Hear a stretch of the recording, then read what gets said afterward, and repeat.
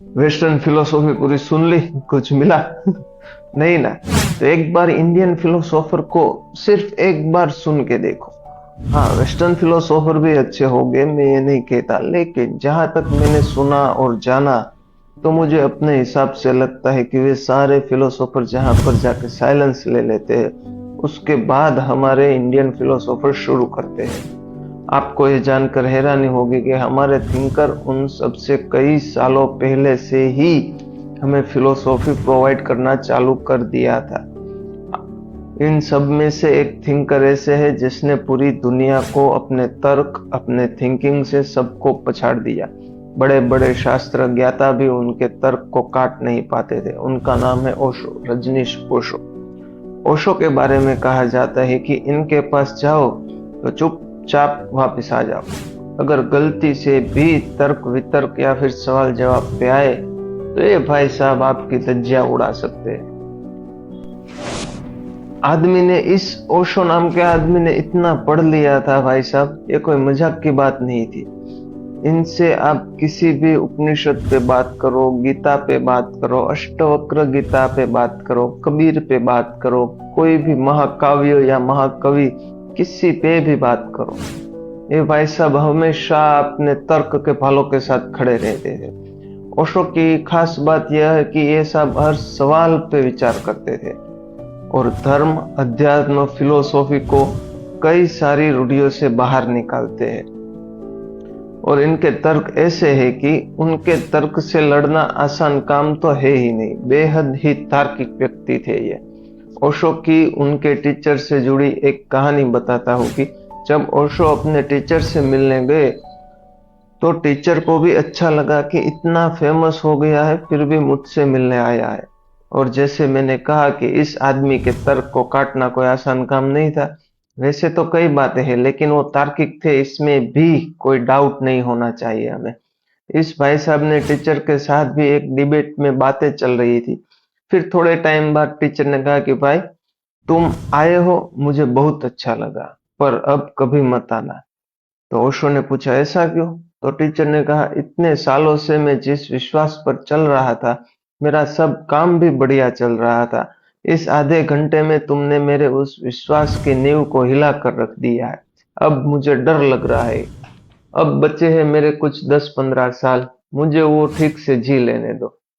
तो ओशो ने कहा कि वैसे मैं आ पाऊँ उतना वक्त नहीं मिलने वाला था, पर अब 4-5 दिन तो जरूर आऊंगा, क्योंकि आपने कहा कि 10-15 साल बचे हैं उसको तो ठीक से जीने दो।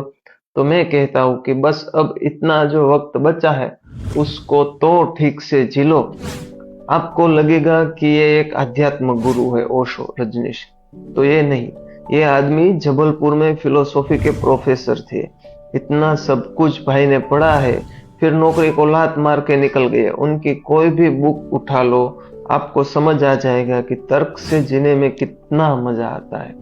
इन भाई साहब ने इतने फॉलोअर्स बना लिए थे कि यूएस में इनके नाम से एक शहर भी बना लिया गया था, रजनीशपुरम करके।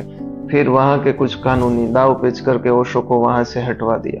अब सोचो, सिर्फ भारत में होता तो चलो कुछ हद तक ये भी मान लेते कि ओशो सिर्फ एक अध्यात्म के गुरु थे, लेकिन ये जो वेस्टर्न फिलोसोफर को आप पढ़ रहे हैं, सुन रहे हैं, वहां से भी लोग ओशो को सुनना और समझना चाहते थे, ओशो के जैसा बनना चाहते थे। ओशो की फिलोसॉफी पढ़ाने की एक खास बात यह भी है कि ये जब उसकी बुक्स, लेक्चर सुनोगे तो आपको समझ आ जाएगा कि ये आदमी इतने भारी भारी फिलोसॉफी के टर्म और इतिहास को इतनी सरल भाषा में, इतनी कहानी के मीडियम से इतनी आसानी से आपको सर्व कर देते हैं कि कोई भी इंसान इनकी फिलोसॉफी को एकदम समझ भी जाता है।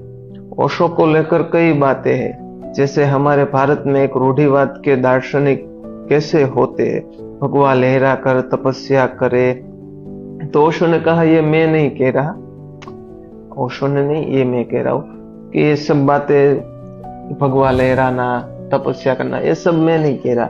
ये एक हमारे लेमैन की थिंकिंग है और ये लेमैन का चैलेंज है, बोला लेमैन का चैनल है, तो हम अपने ख्यालों को भी फिलोसॉफी में डाल देते हैं ना, ठीक है।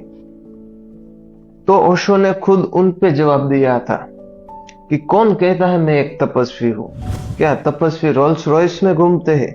क्या तपस्वी बंगलोज में रहते हैं? क्या तपस्वी एसी वाले रूम में ठहरते हैं? मैं तो ना ही तपस्या करता हूँ, ना ही सर के बल खड़ा रह के साधना करता हूँ। मैं तो ओशो हूँ।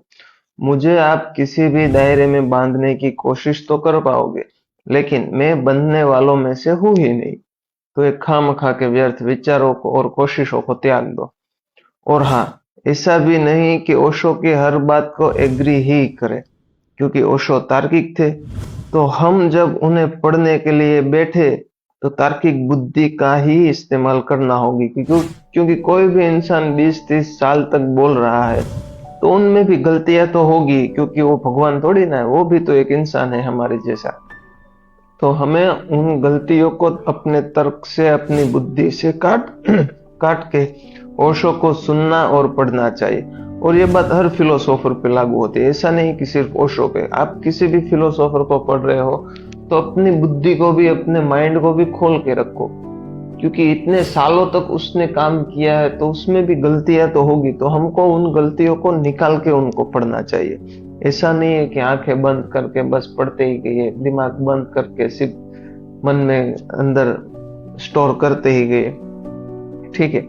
तो दोस्तों, आज की इस वीडियो से अगर आपको भी ओशो को पढ़ने और समझने का मन हुआ है तो प्लीज लाइक, शेयर और सब्सक्राइब कर दीजिए, क्योंकि हम इस फील्ड में, मतलब यूट्यूब में, नए हैं और आपके साथ सहकारी की बहुत ही आवश्यकता है। तो चलिए फिर मिलते हैं किसी और फिलोसोफर के वीडियो के साथ अगले हफ्ते में। तब तक के लिए कीप मुस्कुराना और अपने दिमाग के घोड़े को दौड़ाते रहो। और हाँ, मुझे कमेंट करके बताओ कि अगली वीडियो में आपको किस फिलोसोफर पे वीडियो चाहिए और उनका कौन से कोट्स पे चाहिए, उसकी लाइफ पे चाहिए या उसकी थिंकिंग पे चाहिए। क्योंकि अगर ओशो को मैं उसके कोट्स पे ले जाऊं और उसकी थिंकिंग पे ले जाऊं तो एक एक दिन का लाइव सेशन भी हम लोग कर सकते हैं, इतना उसके अंदर भरा पड़ा है। उसके एक एक कोट्स पे, एक एक डिस्कोर्स पे हम रिएक्ट करने बैठे ना तो पूरा पूरा दिन निकल जाता है। ठीक है। तो अगर आपको वैसा कंटेंट भी चाहिए कि पूरा ओशो पे रिएक्ट करना है, क्लेमेंट थिंकिंग और ओशो को आमने सामने रखना है, तो आप मुझे भी बताएं कि तो फिर हम लोग उस तरह से एक वीडियो रिकॉर्ड करेंगे। ठीक है। तो चलो, अभी मैं चलता हूँ और अगले हफ्ते वापस मिलते हैं। ठीक है। चलो ठीक है। Thank you.